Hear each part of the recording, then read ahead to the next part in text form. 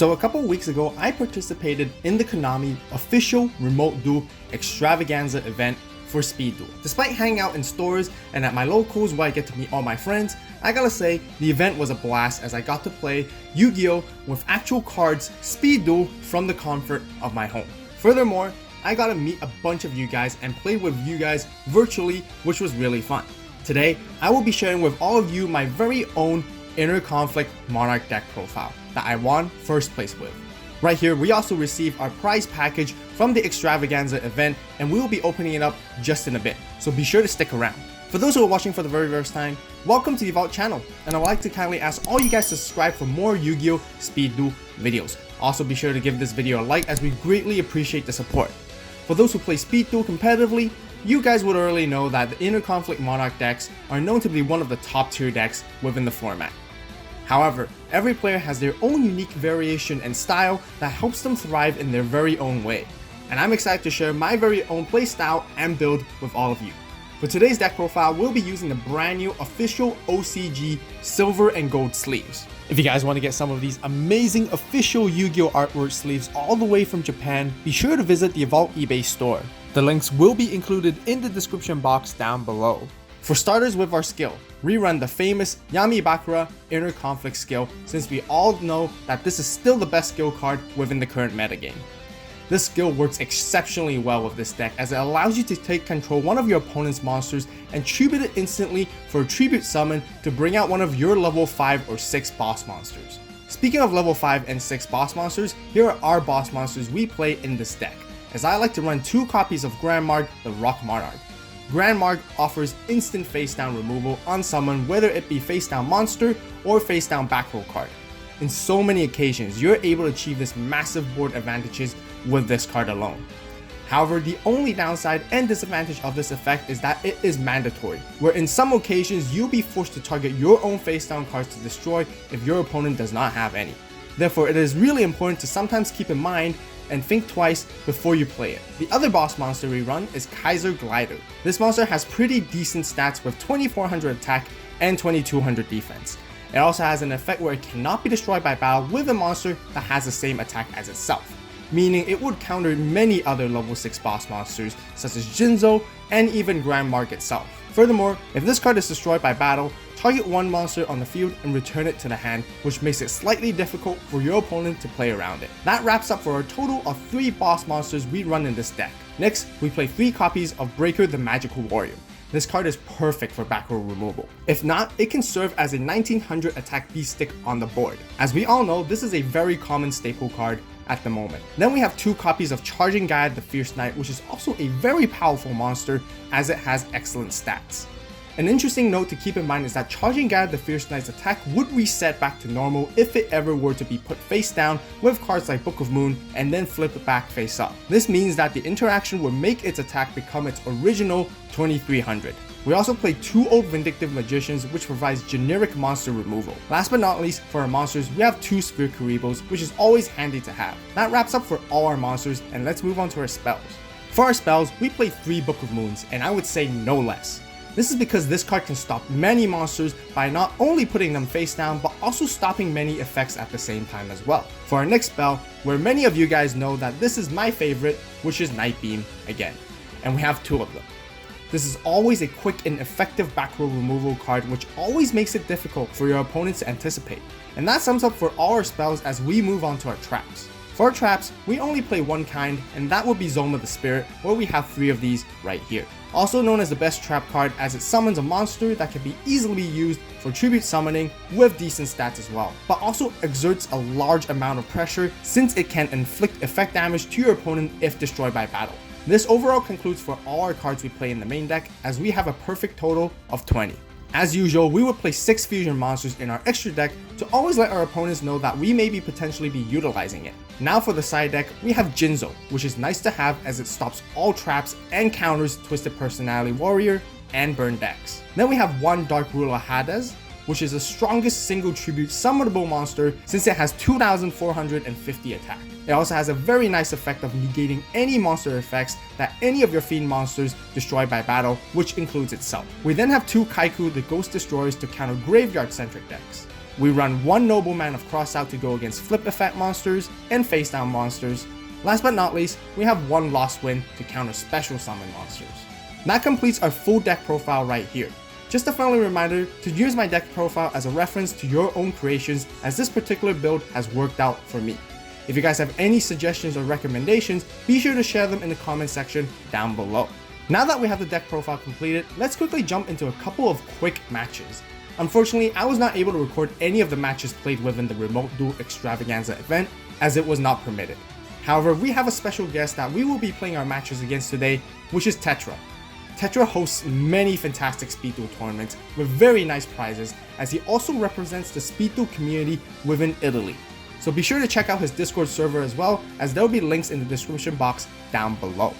If you haven't yet, definitely watch my video tutorial on how to play on Yu-Gi-Oh Omega. For our first match, we're playing against Skull Servants, which we have not seen for a very long time. Even though Skull Servants may seem weak at the start, it is still quite a problem when you have to run over it again and again. Also, it would actually be quite problematic if a 3000 attack King of Skull Servants does come to the board. However, we do have 2 main methods to help us counter the King of Skull Servants, where one is to be using Inner Conflict to grab it and then tribute it, or popping it with Old Vindictive Magician. Both these ways prevent Skull Servant from being able to continuously revive itself with its own effect, since it was not destroyed by battle.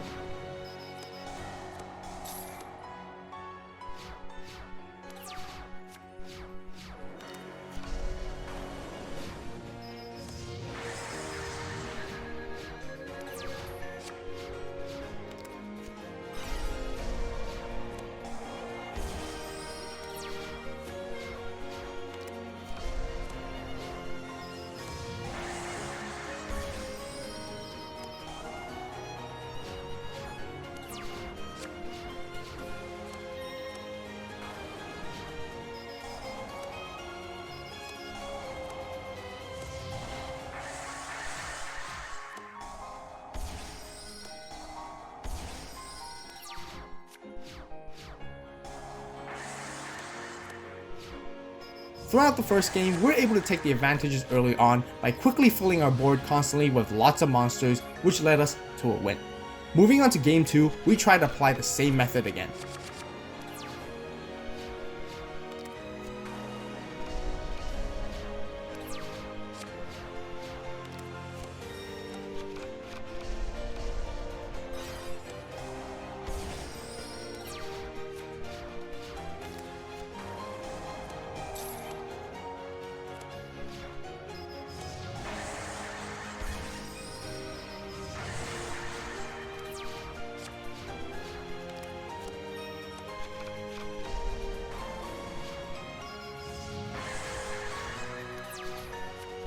We even managed to take their King of Skull Servants and tribute it to summon Kaiser Glider.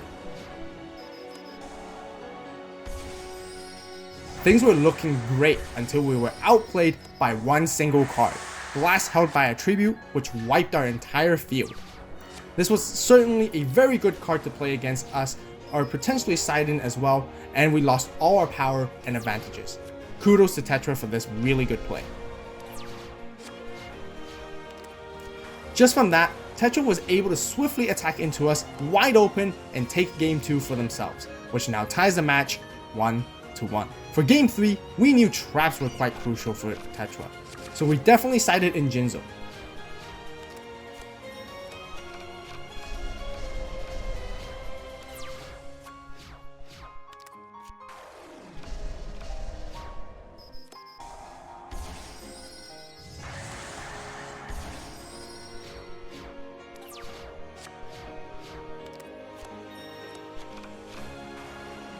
A King of the Skull Servants comes out fast with 2000 attack, meaning that the next turn it will become 3000.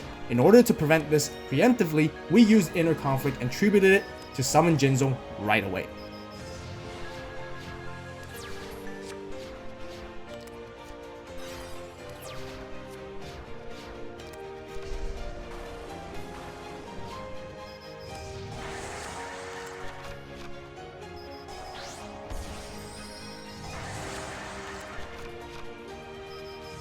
With the slight advantage, we tried to swing in for as much damage as possible, but it was not enough to end the game. With the aid of a bit of time, Tetra was able to bring out another king on their field, and this time it does have 3000 attack.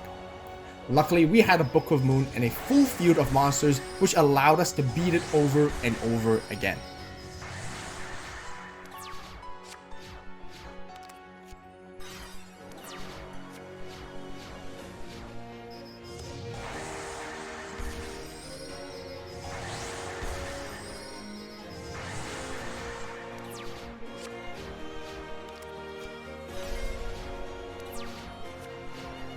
Eventually, we were able to deplete all of Tetra's Skull Servants, and in the end, which allowed us to take down his life points, winning us the game.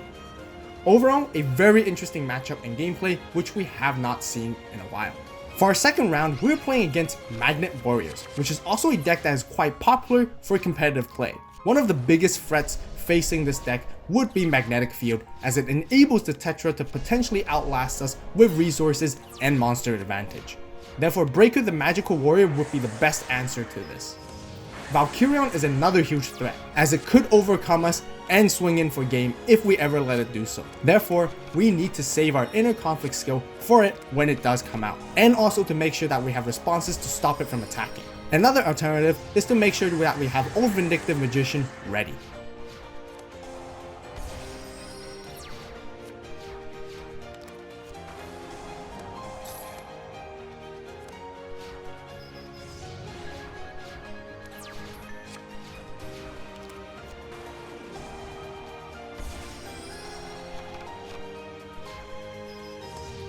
We did see an opportunity and went in for a huge gamble and aggressive play by taking one of their Magnet Warriors and crashing it against them. But in the end, we were still able to pull through and score the game 1 for ourselves.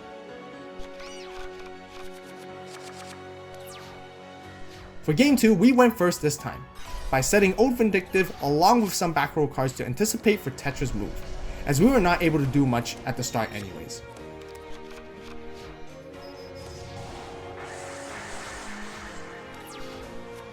We also did sided in Kaiku the Ghost Destroyer, which would be perfect to counter against Magnet Warriors, as their delta exerts a large amount of pressure in being able to bring out Valkyrion as long as Tetra's graveyard is loaded with Magnet Warriors. However, with Kaiku, we can banish those Magnet Warriors from the graveyard to diminish the threat.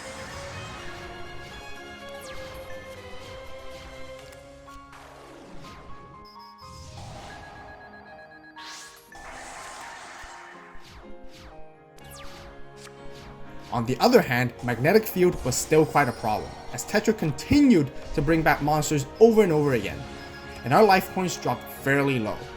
At this point, we went for another all or nothing play, with Inner Conflict to grab one of his Magnet Warriors and tributed it for Grandmard the Rock Monarch.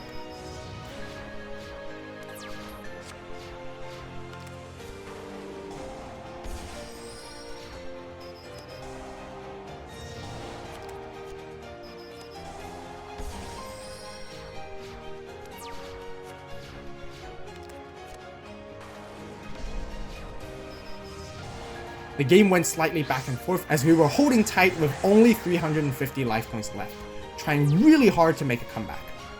It all came down with one last play as we tried to swing in for a direct attack to get the game, and Tetra activates Swamp Mirror. In hoping to defend himself, we had a Book of Moon for our answer, putting it right back where it came from, as we scored the win to the second game and winning the match. For our third and final match of the day, we were facing against Apprentice Monarchs, which is another very well-known, top-tier deck that is very similar to our own. However, this deck plays a slightly different engine, which mainly utilizes Apprentice Magician as tribute fodders to control the game pace, and then waits for the right time to go for its big plays afterwards. Therefore, we had to adapt to this playstyle, as we had to play much slower at the start as well for ourselves to match the tempo of the game.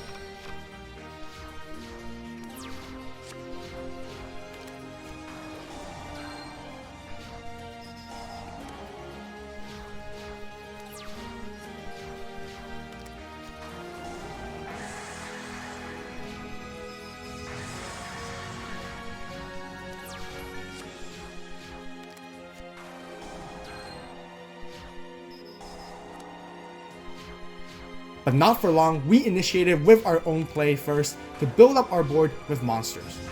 We then continued to swing in for damage until we scored game 1. For game 2, we went first and also sided in Dark Ruler Hades, which is a perfect counter card against Apprentice Magician, as we could stop its effect when special summoning.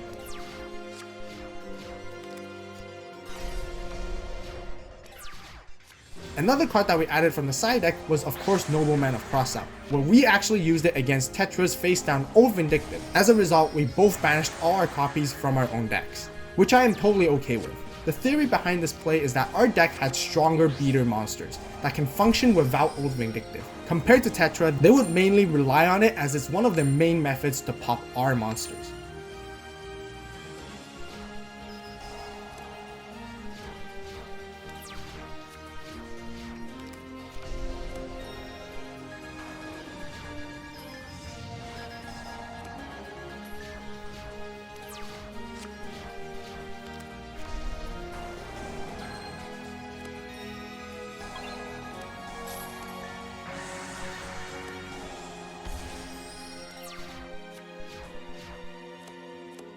Eventually, we ran into a Zoma situation, which we actually misplayed and ran into it anyways with our own Zoma, causing us to lose game 2 by our very own hands. Ladies and gentlemen, this is why you need to always pay good attention to your own life points at all times. Oh well, that's okay, we'll make it up for the game 3. Besides, that means more gameplay content for you all. Of course, we opted in to go second for this game.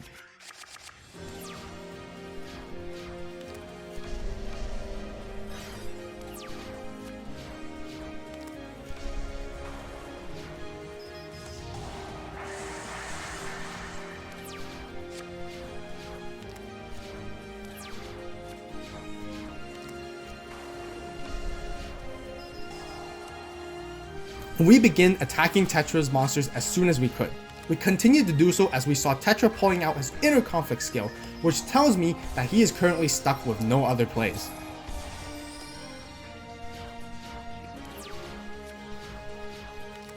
We took advantage of that and used our own to do the same back to him.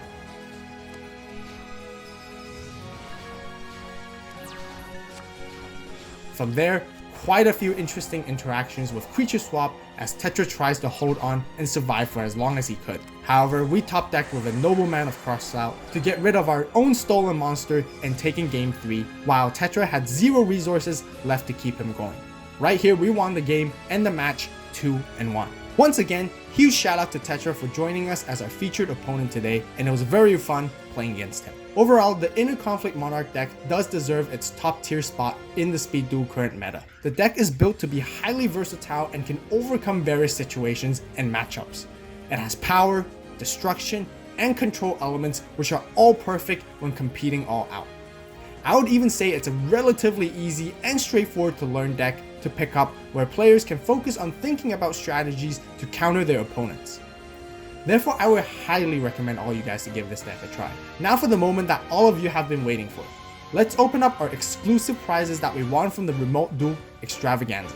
I wanted to quickly mention that the tournament style was straight into elimination style with a total of 8 players. Of course, you get prizes just by participating, but you can obtain even more prizes simply by winning the entire tournament, just like any other regular ones. In order to win the top prize, I had to come first place by winning 3 consecutive matches. Although 3 matches may sound little, but I gotta say, it felt quite challenging at times, and very grindy as well. Especially considering the fact that you're instantly eliminated out of the bracket as soon as you lose 1 match. I also want to give a huge shout out to all the opponents that I played against, as they all played very well and it was extremely fun meeting them as well. Anyways, back with our opening. Right here we got a ton of packs that are Attack from the Deep.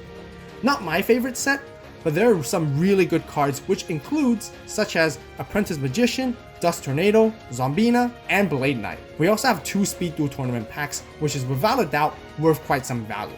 However, I'm not going to be opening them today, as I want to save it all for potential future big openings or even perhaps for future giveaways. Right here, we also have an official Duel Links coin, which looks very nice. I highly recommend Konami to continue to make these unique collectible products, as I know many of the player base enjoys them. Last but not least, we have the main course of the prizes, where we got the exclusive Obelisk and Kaiba Speed Duel Battle City playmat. This is really awesome, and one of the main reasons that got me participating in this event in the first place, since this is the only way to get a hold on one of these. A very simple design, but extremely desirable within the community. I'm extremely glad that Konami has been doing this for Speed Duel, and I certainly hope they continue to do so. Also, just to mention that this playmat right here is a full-blown, regular-sized playmat, unlike our older Speed Duel ones. Definitely a good choice to make it bigger as well. That concludes our first place undefeated top-tier Inner Conflict Monarch deck profile today, and I hope all you guys enjoyed the video. I know many of you guys want to play Speed Duel against me or with me, so be sure to keep a lookout for the next Remote Duel Extravaganza, and I hope to see some of you guys there. Also, be sure to give this video a like, as it greatly helps support the channel. Lastly, don't forget to subscribe and turn on that notification bell for more Yu-Gi-Oh Speed Duel content and videos. As always, thank you guys so much for watching. You guys have a great day, great night, wherever you are. Stay tuned for the next video, and this is AVAULT signing out.